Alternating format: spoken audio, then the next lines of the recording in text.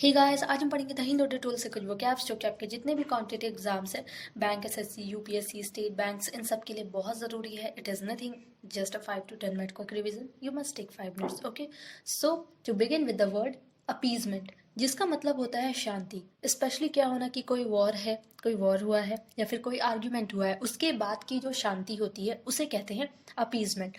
The act of giving the opposing side in an argument or war an advantage that they have demanded in order to prevent further disagreement. यानी कि अगर कोई argument हुआ है, कोई युद्ध हुआ है, लड़ाई हुआ है, तो उसको ख़त्म करने के लिए या उसे रोकने के लिए आगे क्या किया जाता है कि एक कोई भी डिमांड रख दी जाती है या कोई भी सुलह कर लिया जाता है, रिकॉन्सिलेशन जिसे कहते हैं. तो इस लड़ाई को, इस युद्ध को शांत करने के लिए, तो वही जो शांति होती है उसे कहते हैं अपीजमेंट. इसके सिनोनिम्स पीस, सेरेनिटी एंड काम. नेक्स्ट, डिसकंसर्टिंग, जिसकी हिंदी मीनिंग होती है चिंताजनक. यानी कि कोई चीज़ क्या हो, काफ़ी चिंताजनक हो, कोई काफ़ी चिंता से भरा हो, यानी कि प्रॉब्लम, मतलब कोई बात है तो बहुत ही क्या है, ये बात बहुत ही ज़्यादा खराब है, यानी कि चिंताजनक है, चिंता करने का कारण है, तो इसे कहते हैं disconcerting. To disturb the argument of, okay, यानी कि कोई भी ऐसी बात हो ना जिससे आप डिस्टर्ब हो, ओके, तो वो बात आपके लिए क्या है, डिसकंसर्टिंग है. डिसकंसर्टिंग, इसके सिनोनिम्स अनसेटलिंग, अननर्विंग एंड डिसकम्फर्टिंग, ये इसके सिनोनिम्स हैं. नेक्स्ट, डायलेशन, जिसकी हिंदी मीनिंग होती है फैलाव, यानी कि किसी भी चीज़ का फैलाव करना, किसी चीज़ को फैलाना, स्प्रेड करना, एक्सप्लोर करना, एक्सपैंड करना, क्या कहलाता है, dilation. To increase in size और वॉल्यूम और सर्कमफ्रेंस, यानी कि किसी भी चीज़ का क्या बढ़ना, चाहे साइज बढ़ना, चाहे वॉल्यूम बढ़ना, चाहे सर्कमफ्रेंस यानी कि एरिया बढ़ना, इसे बोलते हैं डायलेशन. इसके synonym dispersion, spread and expansion. Next one, untamed. Untamed का मतलब होता है ना दबने वाला, यानी कि टेम्ड मतलब हो गया दब्बू. वो एक ऐसा इंसान, उस इंसान को दब्बू कहते हैं जो क्या हो, काफ़ी टिमिड हो, यानी कि डरपोक हो. लेकिन अनटेम्ड उसका जस्ट अपोजिट, जो किसी से डरे ना, दबे ना किसी बात से, तो उसे कहते हैं अनटेम्ड. नॉट डोमेस्टिकेटेड और नॉट अदरवाइज कंट्रोल, यानी कि ना डोमेस्टिकेटेड ना हो, यानी कि कोई घरेलू, मतलब किसी की भी अपनी इंसल्ट ना वो बर्दाश्त कर पाए. और ये भी है कि वो, हाँ, अदरवाइज कंट्रोल्ड, यानी कि, और ना ही क्या हो कि कोई उसे कंट्रोल कर पाए. ओके, इसके सिनोनिम्स हो गए अनगवर्नेबल.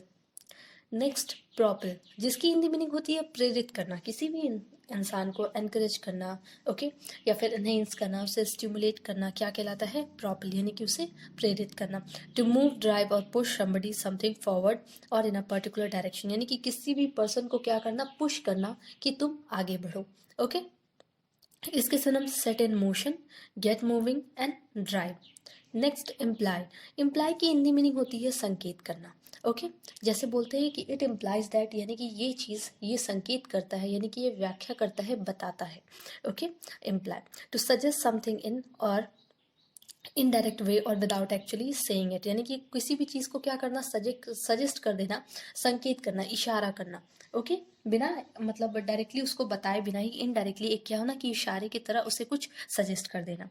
ओके, इसके synonyms allude, signal and indicate. Next